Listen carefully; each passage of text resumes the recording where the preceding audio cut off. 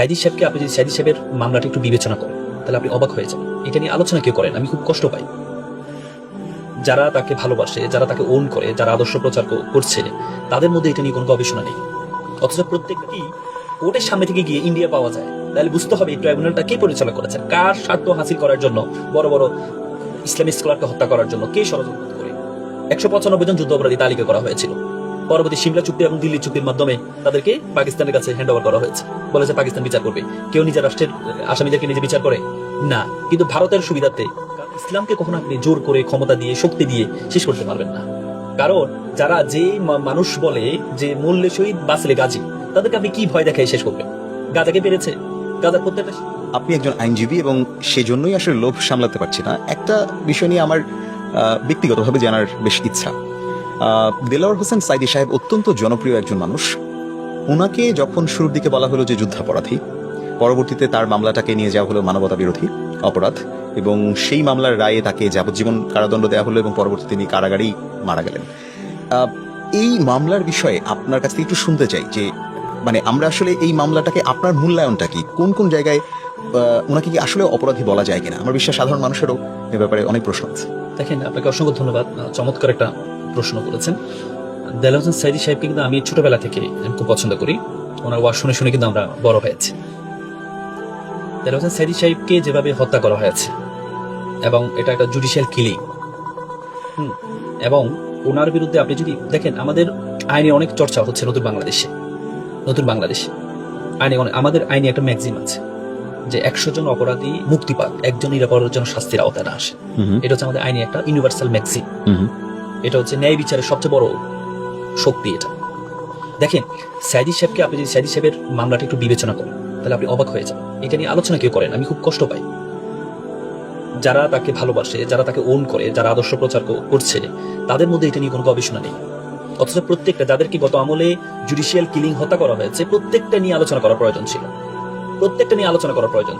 আপনি দেখেন কাদের মোল্লা সাহেবের, আপনি তার চিন্তা করেন, তাকে কাদের মোল্লা সাহেবের যখন মামলাটা ওনাকে যখন যাবজ্জীবন দিল, তখন কিন্তু আমাদের যে এই আইন আছে, সে আইনে কিন্তু রাষ্ট্রপক্ষ আপিল করার কোনো সুযোগ ছিল না। আসামি পক্ষ আপিল করার সুযোগ ছিল, রাষ্ট্রপক্ষ সে আইনটা পরিবর্তন করে। তাহলে পরিবর্তন, আপনি যখন আইন পরিবর্তন করবেন, তখন আইন যেদিন থেকে পরিবর্তন করবেন তারপর থেকে কার্যক্রম শুরু হবে। কিন্তু তার আগের একটা জিনিসকে আপনি আপিল করার সুযোগ দিয়ে দিলেন। আইনের কত বড় একটা ব্যর্থ, সেটা নিয়ে কেউ কোনো কথা বলে না। আপনি যদি সাইদি সাহেব দেখেন, সাইদি সাহেবের মোট 8টা অভিযোগ ওনার বিরুদ্ধে দেওয়া হয়েছে। 8টা অভিযোগ, তার মধ্যে 2টি অভিযোগে প্রমাণিত হয় ওনাকে যাবজ্জীবন দেওয়া হয়। 2টি অভিযোগ কি? একটা হচ্ছে ইব্রাহিম কুটি হত্যা মামলা, আর একটা বিশাব আলী হত্যা মামলা। ইব্রাহিম কুটি, বিশাব আলী হত্যা মামলা, 2টি অভিযোগে ওনাকে অভিযুক্ত করা হয় এবং অভিযোগে ওনাকে যাবজ্জীবন দেওয়া হয়। আপনি দেখেন, ইব্রাহিম কুটি 71 সালে যখন মারা যায়, 1971 সালে পরবর্তীতে স্বাধীন হওয়ার পরে 72 সালে ওনার ওয়াইফ একটা মামলা করেছেন, স্পেসিফিক আসামিদের নাম ধরে। এই আসামির বিরুদ্ধে একটা মামলা করেছেন তার ওয়াইফ। সেখানে দেলাওয়ার হোসেন সাইদি সাহেবের নাম নেই। যখন আসামি পক্ষ, যখন সে মামলার কাগজটা যখন ট্রাইব্যুনালে নিয়ে আসা হলো, তখন তো ট্রাইব্যুনালের সবাই, তখনকার অ্যাটর্নি জেনারেল ছিল, তিনি প্রায় 10 দিন ধরে পিরোজপুরে গিয়ে অবস্থান করেছিলেন। এই কাগজ কিভাবে পেল? আপনি আপনার স্ত্রীকে, আপনার স্বামীকে হত্যা করা হয়েছে, স্ত্রী মামলা করেছে, সেই মামলায় যিনি, যাকে বলা হচ্ছে মূল আসামি, তিনি, তার নামতে উল্লেখ করা নেই। তাহলে আপনি তার হত্যা মামলায় পরবর্তীতে আসামি হিসাবে তাহলে ধরে নেওয়া হয়, এটা কি? এটা একটা ফার্স, তাহলে আসলে একটা উপহাস করা। তারপরে বিশাব আলী হত্যা মামলা, বিশাব আলীর ভাই এই যাকে গুম করা হয়েছে, শুকরঞ্জন ভাই, রাষ্ট্রপক্ষের সাক্ষী ছিল। পরবর্তীতে তিনি যখন তার চিন্তা হলো যে আসলে আমার এটা ভুল হচ্ছে, তখন তিনি সাক্ষী দিতে আসছেন, হোস্টাল উইটনেস হয়ে তিনি আসামি পক্ষে সাক্ষী দেওয়ার জন্য আসছিলেন। ওনাকে একবার ট্রাইব্যুনালের সামনে থেকে মরহুম ব্যারিস্টার রাজাক সাহেবের গাড়িতে থেকে ওনাকে উঠে নিয়ে যাওয়া হয়। কোথায় নিয়ে যাওয়া হয়? পরবর্তী দেখা গেল প্রায় 6 মাস পর জানতে পারা গেল সে ভারতের একটা কারাগারে আছে। কিন্তু ব্যাপার হচ্ছে, তিনি সাক্ষী দেওয়ার আগে তখনকার দিগন্ত টেলিভিশনে একটা সাক্ষাৎকার দিয়েছিলেন যে আমাকে এভাবে ফোর্স করে আমার থেকে নেওয়া হয়েছে, আমার এর বোনের হত্যা মামলায় কোনো এই জড়িত নন। পরবর্তী তাকে কারাগারে পাওয়া গেছে, ভারতের কারাগারে। তাহলে আপনি দেখেন, এই যে ট্রাইব্যুনালটা, এই যে এটা কোথায় থেকে নিয়ন্ত্রণ করা হতো? একটা সাক্ষী কোর্টের সামনে থেকে গিয়ে ইন্ডিয়া পাওয়া যায়। তাহলে বুঝতে হবে এই ট্রাইব্যুনালটা কে পরিচালনা করেছে, কার স্বার্থ হাসিল করার জন্য, বড় বড় ইসলামিক স্কলারকে হত্যা করার জন্য কে ষড়যন্ত্র করেছে। তার মানে আপনি দেখেন, যেখানে 2টি মামলার গুরুত্বপূর্ণ 2টি মামলা ওনাকে অভিযুক্ত করে ওনাকে যাবজ্জীবন দেওয়া হয়, ইব্রাহিম কুটি হত্যা মামলা সেটা তার স্ত্রী মামলা করেছে, সেখানে নেই। আর সেখানে আর সুকরঞ্জন বালি, বিশ্বপ আলী হত্যা মামলা তার ভাই সেখানে সাক্ষী দিচ্ছে যে স্যার হিসাবযুক্ত নেই। এবং রায়ের পর্যবেক্ষণে বিচারপতি বলেছেন যে আমরা দেলাওয়ার হোসেন সাইদির বিচার করছি না, আমরা দেলাওয়ার শিকদারের বিচার করছি। তখনকার দেলাওয়ার শিকদার নামক একজন লোক ছিলেন, রাজাকার ছিলেন তখনকার। দেলাওয়ার শিকদারকে সে তখনই মারা গিয়েছে, তাকে তখনই গণহত্যা করে তাকে হত্যা করা হয়েছে। দেলাওয়ার শিকদার তখনকার আসামি পক্ষ, ওনার দাখিল আলিম যতগুলো সার্টিফিকেট আছে প্রত্যেকটা সার্টিফিকেট দেলাওয়ার হোসেন সাইদি, শুরু থেকে ওনার নাম দেলাওয়ার হোসেন সাইদি ছিল। যদি এমন হতো ওনার সার্টিফিকেট পরবর্তী পরিবর্তন করা হয়েছে, পরিবর্তন সুযোগ নেই। দাখিল থেকে প্রত্যেকটা কাগজপত্র দেওয়া হয়েছে উনি সাইদি বংশ, উনি শিকদার বংশ না, সকল ডকুমেন্টস দেওয়া হয়েছে। তার প্রশ্ন আসে না। এবং কি সেখানকার যে সেক্টর কমান্ডার ছিলেন তিনি বলেছেন দেলাওয়ার হোসেন সাইদি এর সাথে যুক্ত ছিলেন না। কারণ দেলাওয়ার হোসেন সাইদির কিছু পোস্টার দেওয়া হয়েছে 1970 সালে, উনি ওয়াজ মাহফিল করতেন। ওয়াজে যে পোস্টার, সে পোস্টার পর্যন্ত আসামি পক্ষ সেটাকে উত্থাপন করেছে, সেখানে দিয়ে লেখা আছে মাওলানা দেলাওয়ার হোসেন সাইদি 70 সালে। তার মানে সকল ডকুমেন্টস উনি দেলাওয়ার হোসেন সাইদি, অথচ ওনাকে দেলু শিকদার বলে ওনাকে দুটি অভিযুক্তের ভিত্তিতে ওনাকে যাবজ্জীবন দেওয়া। তারপরে আপনি যেটা প্রশ্ন করেছেন যে প্রথমে ছিল যুদ্ধ অপরাধী, পরবর্তী মানব যুদ্ধ অপরাধী। দেখেন যে আমাদের জেনেভা কনভেনশন যেটি আছে, জেনেভা কনভেনশন হওয়ার জন্য যুদ্ধ অপরাধী হওয়ার জন্য স্পেসিফিক কিছু বলা আছে। যুদ্ধ অপরাধী তারা হয় যারা হচ্ছে সৈনিক থাকে।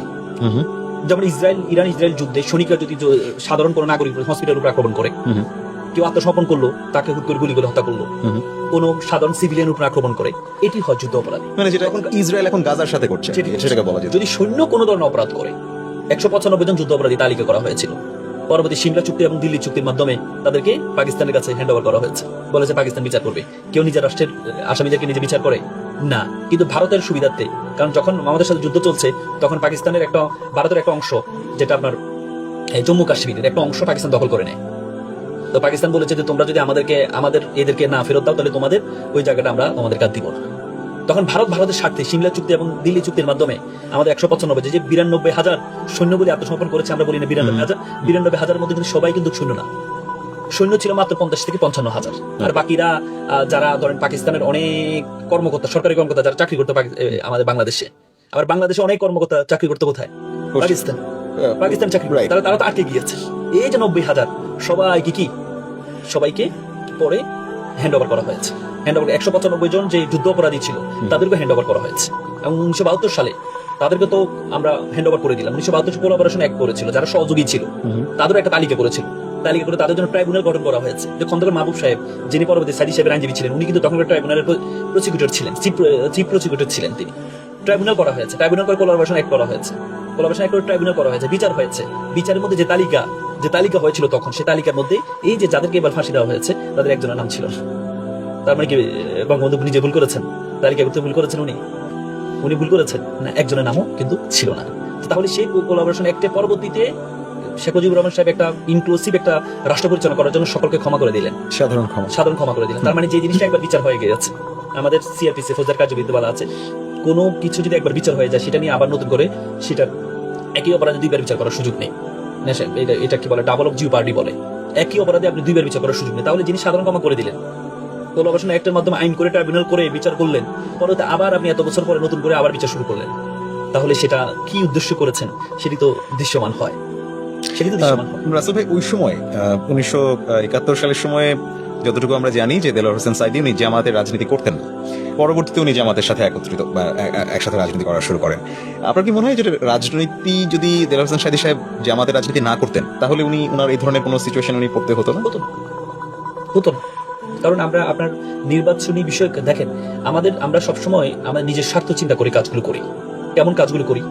যখন আওয়ামী লীগ জানতে পারলো বা ভারত জানতে পারলো যে বাংলাদেশের বিএনপি এবং জামাত, কারণ আপনি দেখেন 2001 সালে জামাত বিএনপি ভোট পেয়েছে 45% ভোট, আর আওয়ামী লীগ 41%, তাহলে আওয়ামী লীগ হেরে গেল। তখন তারা চিন্তা করলো যদি এই বিএনপি এবং জামাতকে আলাদা করতে হয়, আলাদা করতে পারলেই আওয়ামী লীগ একচ্ছত্রভাবে ক্ষমতা আসতে পারে।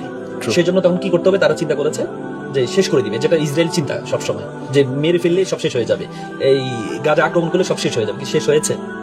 শেষ ইসলামকে কখনো আপনি জোর করে, ক্ষমতা দিয়ে, শক্তি দিয়ে শেষ করতে পারবেন না। কারণ যারা যে মানুষ বলে যে মূল্যে শহীদ বাঁচলে গাজী, তাদেরকে আপনি কি ভয় দেখায় শেষ করবেন? গাজাকে পেরেছে?